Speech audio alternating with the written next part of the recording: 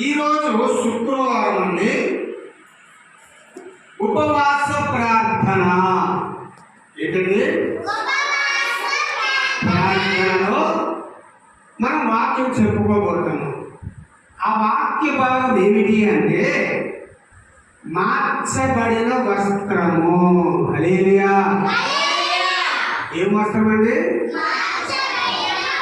వస్త్రము. ఇవి ఒక 7 ఉన్నాయి.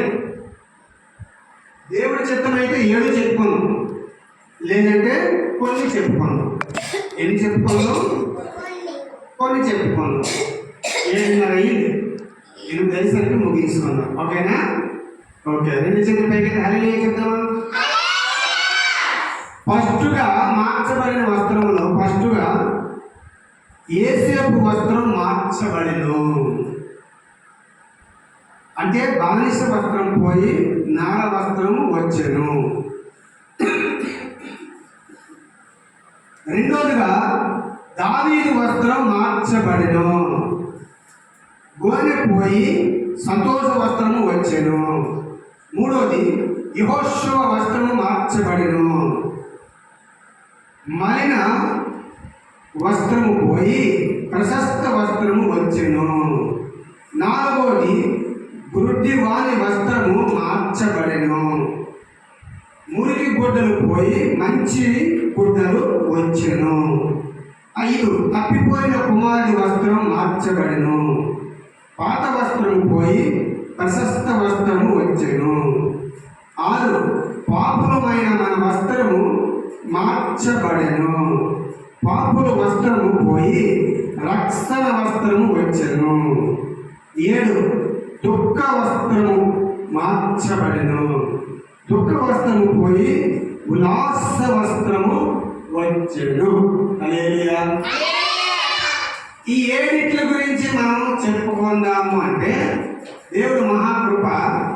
మనకి దేవుడు సమయం ఇస్తే 8 లోపు అవ్వకుంటారు, లేదంటే 1, 2 ఉంటుంది. హల్లెలూయా. అట్లా ఫస్ట్ ఏంటంటే మార్చబడిన వస్త్రము. ఆదికాండము యేసేపు మార్చబడిన వస్త్రము. ఆదికాండము 41వ అధ్యాయము 42వ వచనం. 41, 42. మరియు ఫరో తన చేతినున్న తన ఉంగరము తీసి యేసేపు చేతిని పెట్టి సన్నపు నార బట్టలు అతనికి తొడిగించి అతని మెడకు బంగారు గొలుసు వేసి. హల్లెలూయా. ఇక్కడ యేసేపు వస్త్రం మార్చబడింది. లేదా మార్చబడిందా లేదా? మార్చబడింది. ఎలా మార్చబడింది అంటే యేసుక్రీస్తు ప్రభువు వారు ఇక్కడ బానిసగా అమ్మబడిన యేసేపుని ఏం చేశాడు? ఆ దేశానికే ప్రధానిగా చేశాడు. హల్లెలూయా. అంతకుముందు యేసేపు వాళ్ళ అన్నను కొట్టారు, వాళ్ళ అన్నను తిట్టారు, వాళ్ళ తల్లిదండ్రులు అసహించుకున్నారు. ఎందుకు అసహించుకున్నారంటే ఒక చందమామ, హల్లెలూయా,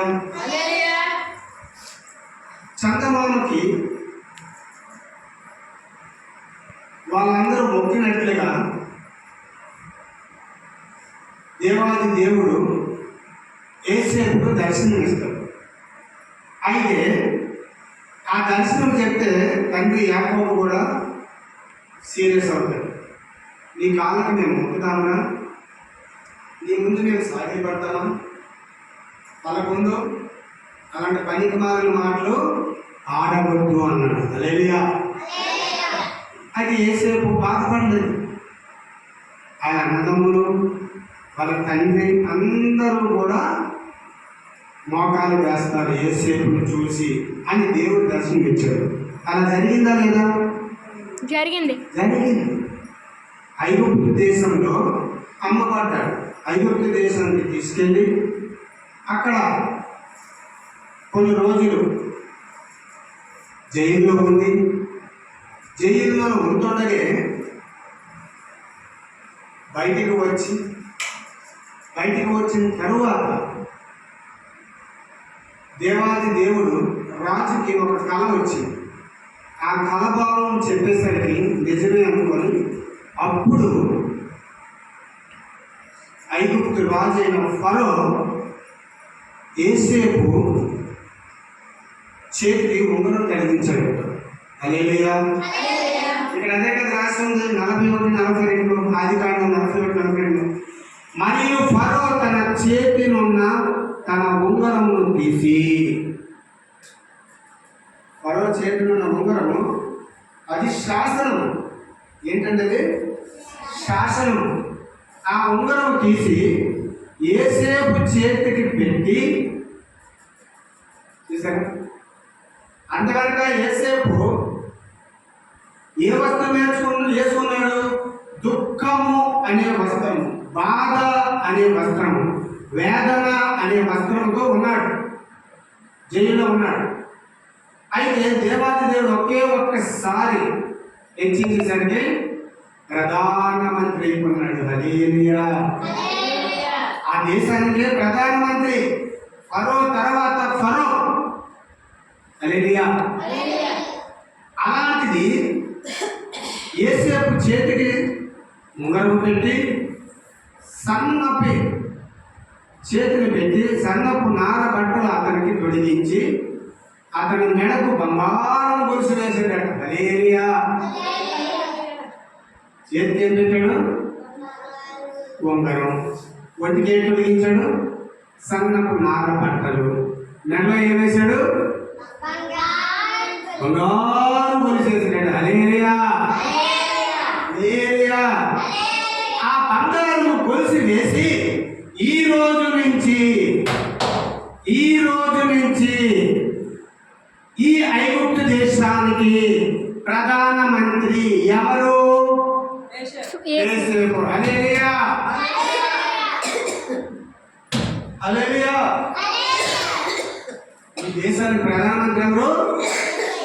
యోసేపు అని ప్రకటింపబడ్డది. అయితే బానిస వస్త్రము పోయి, ఏ వస్త్రం పోయింది? పోయి నార వస్త్రము వచ్చెను. బానిస వస్త్రం పోయి నార వస్త్రము వచ్చెను. చెప్పండి.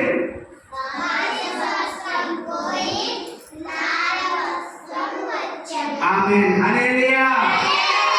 దేవుడు మిమ్మల్ని అందరినీ దీవించును గాక.